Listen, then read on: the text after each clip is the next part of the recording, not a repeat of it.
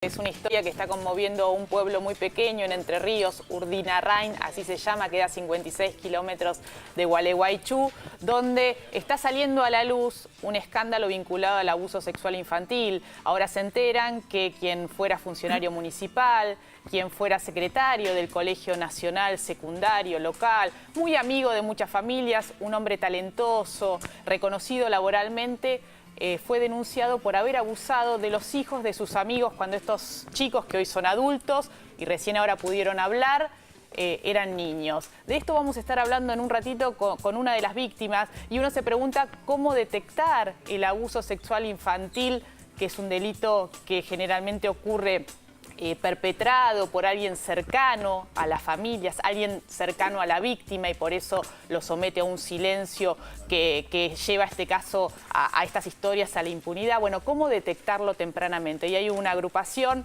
de mujeres preocupadas por esta temática que acaban de presentar un manual dirigido a docentes, para que sean los docentes en las escuelas quienes puedan prestar atención frente a este tema. Presentamos el tema y hablamos con ellas ahora ya mismo.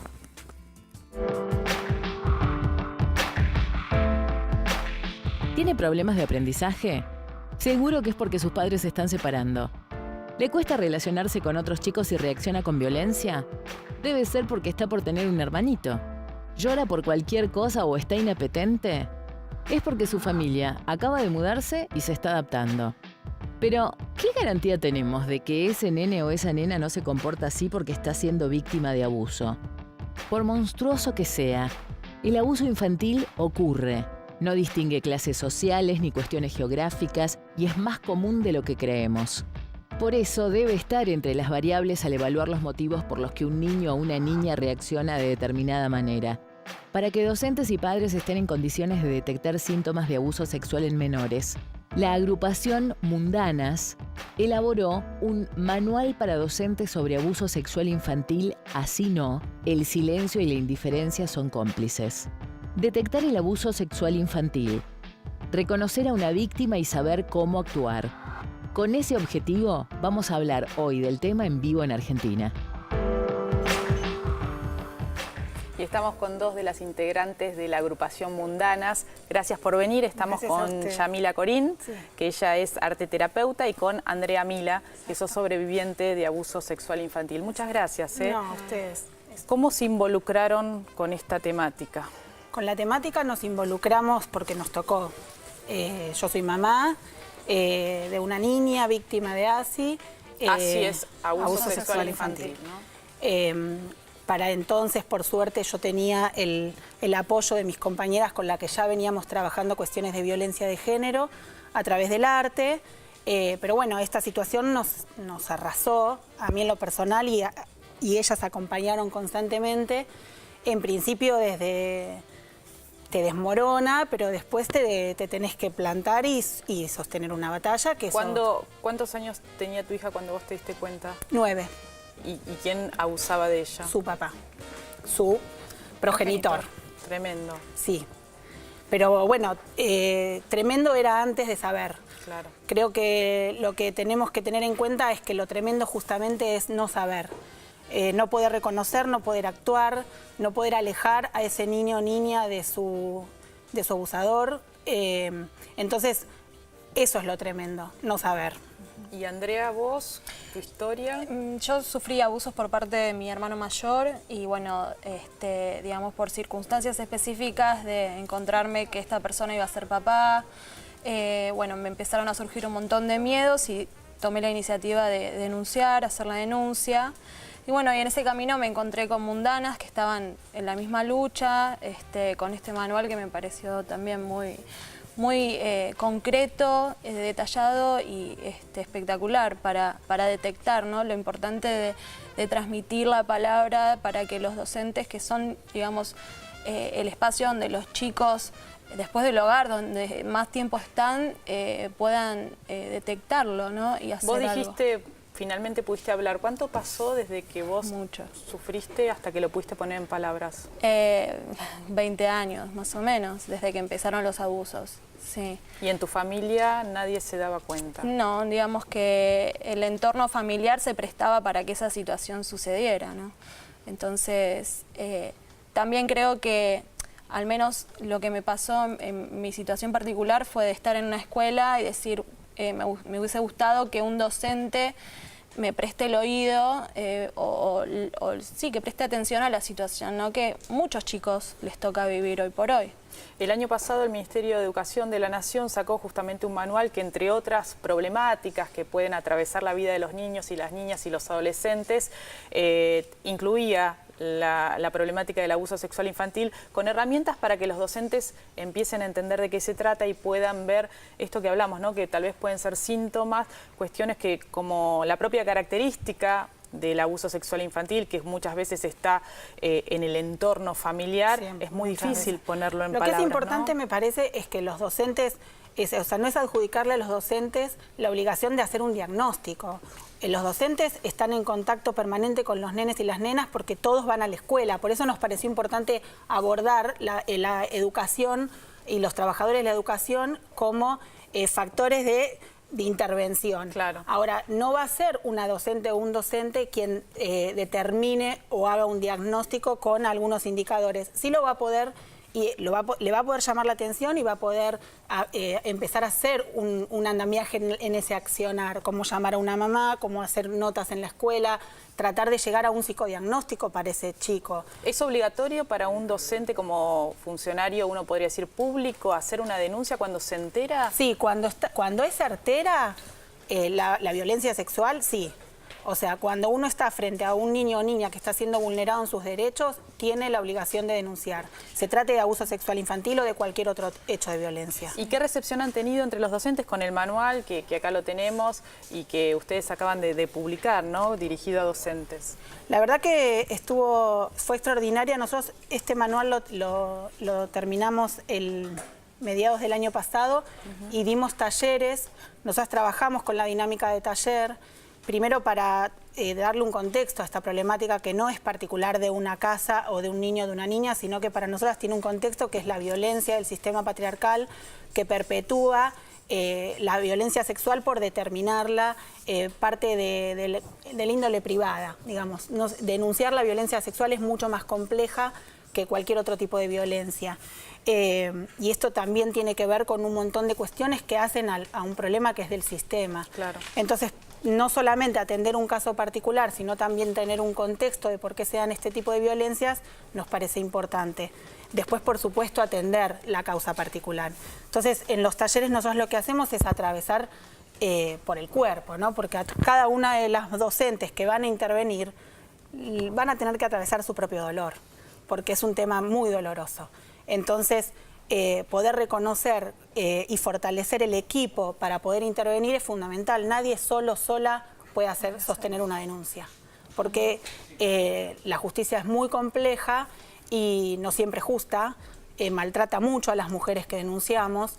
Entonces, hacer una denuncia de manera aislada y personal es casi ir al matadero. Y a veces lo que ocurre con el delito del abuso sexual infantil es que cuando se habla pasó mucho tiempo y el delito puede estar prescripto. Y es una de las cuestiones que se está debatiendo justamente en la justicia de Entre Ríos, donde salió a la luz este caso que yo les comentaba de un pueblo, Urdinarrain, donde decenas de chicos hace años atrás fueron abusados, y esto fue denunciado por quien era funcionario municipal, encargado del área de cultura y de turismo del pueblo, secretario del Colegio Nacional, reconocido socialmente por su trabajo, un hombre muy talentoso y que fue denunciado por abusar de los hijos pequeños de los matrimonios amigos de él. Y estamos en comunicación con Leonardo Musi, que es una de las víctimas que llevó este caso a la justicia. Hola, Leonardo, Mariana Carvajal te saluda, ¿cómo estás?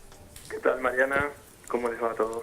Estabas escuchando, veníamos conversando sobre la dificultad de la denuncia y la dificultad de que otros que están tal vez en una escuela, los docentes, puedan advertir estas cuestiones. ¿Qué te pasó a vos que demoraste tantos años en poder contarlo? Mira, yo escucho y escuchaba lo que recién decían las chicas ahí y coincide, básicamente, yo también demoré unos 20 años en expresar esta situación, en poder hablarla con mi familia, básicamente. Y sucede que la sociedad, bueno, venimos de una etapa de silencio, ¿no? Digamos, por lo menos mi generación, yo nací en el 80, imagínate que que acostumbrados con una dictadura encima de callar los abusos, los abusos en general. Y la sociedad sostiene, me parece a mí, y de hecho no estamos exentos de esas cuestiones del silencio. Contanos qué pasaba ahí con este hombre, Javier Broggi, que fue quien ustedes denunciaron en la justicia. Bueno, él, básicamente yo lo que siento es que aparte de abusar de mí, de otros amigos y de mucha gente que nosotros conocíamos y sabíamos que tenía trato con ellos, este personaje tenía una forma muy particular de funcional, tenía como una especie de organización personal de llevarse chicos a la casa o sacar chicos del colegio. Él era secretario en el Colegio Nacional y él pedía a los chicos para hacer ciertos trabajos y los llevaba a distintos lugares, siempre menores de edad, siempre. O sea, empezaba a abusar de chicos de 8 años y bueno, hasta mientras lo podría sostener hasta donde él pueda. Usaba toda su influencia porque él era secretario municipal, era secretario en el Colegio Nacional, o sea, era director de cultura en el municipio. Uh-huh. O sea que tenía mucha influencia y todo su trabajo lo hacía en base a poder abusar de los niños. Y también tenía muchos amigos y generalmente los padres, digamos, que también yo me quería referir a eso, que también hay un abuso a la institución, o sea, hay un abuso al colegio, hay un abuso al municipio. Él abusó de todo un pueblo prácticamente. Y nadie se daba cuenta, esto es lo más llamativo porque... él lo manejaba muy bien, claro. Se estima que hay alrededor de 40 víctimas que eran hijos de matrimonios amigos de él y ustedes no podían contar nada. ¿Por qué te costó tanto ponerlo en palabras y sacarlo a la luz? Yo pienso que se juegan cuestiones psíquicas y de miedo. De hecho, la gente tiene tanto miedo de hablar de esas cosas que aunque no esté involucrada, trata de esquivar. No digo que es lo que esté pasando, porque en Urdinarrain pasó algo. Después de que nosotros hablamos, toda la sociedad nos apoyó, se hace la marcha, se hace una marcha de los globos blancos contra el abuso infantil, o sea, cambió ese paradigma en Urdinarrain. Porque varias madres de tu mamá y otras mamás formaron una organización. Una ONG. Con los gurises no. Con los gurises no se llama, exactamente. Esta causa motivó esa organización. Después, por suerte, esta misma ONG ha defendido de alguna manera y ha echado luz en la oscuridad que había sobre este tema.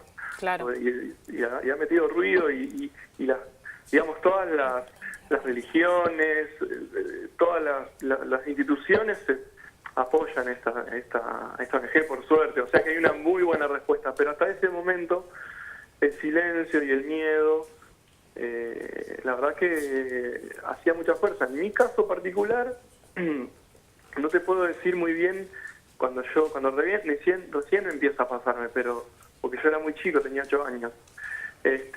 Pero pienso que el miedo es la mejor arma para un perverso de esta naturaleza. Y ahora, Leonardo, habrá que ver qué pasa con la causa judicial, si finalmente sigue adelante o se cierra por la prescripción del delito. Claro, vos sabés que en base a eso, básicamente lo que hablábamos con un amigo, que esta situación se explica de esta manera. Un abogado nos explicaba y nos decía, vamos a suponer que hay un chico abusado menor de edad, puede tener 2 años, puede tener 3, puede tener 8, puede tener hasta 18, es menor de edad, digamos. Pero vamos a suponer que tiene 3 años, un caso fuerte, digamos, en ese sentido. La justicia te pide que vos vayas, te consigas un buen abogado, que vayas a un tribunal, que sepas que es un tribunal, que te enfrentes a la justicia. Totalmente. Como un pibe de 2 años. Y imposible. Estas cuestiones prescriben antes de que uno lo pueda decir. Sí, ahora a partir de la ley Piaces, a partir de los 18 años empieza a correr el tiempo de prescripción, pero también sabemos, en tu caso pasaron 20 años, acá también, en el caso de Andrea también, y que es habitual que suceda esto por todo el silencio que uno... Porque también hay un proceso psicológico que se tiene que dar. Porque uno piensa que es el culpable de esa situación, por muchas cosas.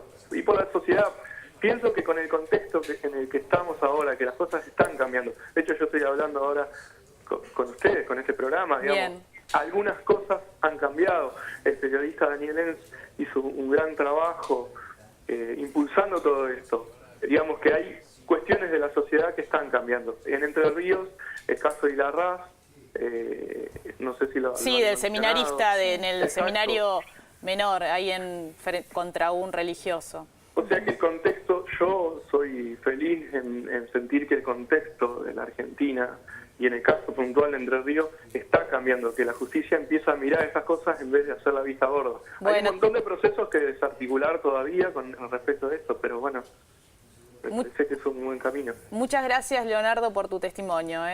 Y No, ojalá por favor. que llegue la justicia avance y el caso no quede impune. Muchas gracias por Ojalá. esta comunicación. Muchas gracias a ustedes. Hasta luego. Bueno, fuerte, ¿no? Fuerte. Sí, pero yo quiero tomar una cuestión que me parece fundamental, que es la organización. Sí, totalmente. La visibilización es un paso y la organización creo que es otro. Comprender que el daño psíquico es comparable a la tortura y que por eso son delitos que no pueden prescribir, como los delitos de guerra, los delitos de lesa humanidad, no pueden ser prescriptibles. Es como, bueno, parte de una pelea que en la que tenemos que sumar a más organizaciones Claro. y partidos, organizaciones de derechos Y humanos, creo que organizaciones la importancia de hablar de estos temas, ¿no? Porque en la Totalmente. medida que se habla más. Sí, Porque uno romper- sabe que no atraviesa todos los sectores sociales, Totalmente. que es una problemática recurrente, mucho más habitual de la que se sabe, pero que en la medida que se habla se puede seguir hablando y sacándola a la luz. De hecho, nosotras cuando terminamos los talleres que damos a docentes, también lo dimos en Consejo de Niñez de Morón y en hospitales, no hay taller del cual después no nos llamen porque reconocen algún caso o porque ellas mismas fueron víctimas y que empiezan a querer denunciar. Sí. Y en tu caso, Andrea, ¿cómo se sobrevive, ¿no?, a un abuso? Primero creo que más que nada es poder romper con el silencio, que el perverso que te manipula para que vos no hables, nada, poder romper y encontrarte con otras personas que estén en la misma lucha, o sea, y esto de organizarte y no estar solo. Creo que va desde de la denuncia que tiene que hacer un docente en una institución, de no estar solo, sino poder encararlo como un grupo. Y también desde lo particular como víctima adulta, también poder encontrar a otros y fortalecerse, ¿no? Eso es lo fundamental, me parece. ¿Y qué hay que mirar? ¿Qué es lo que tiene que mirar una mamá, un docente, una docente para darse cuenta que a esa niña o ese niño algo más le está pasando? Yo creo que hay algo que tiene que ver con reconocer la percepción.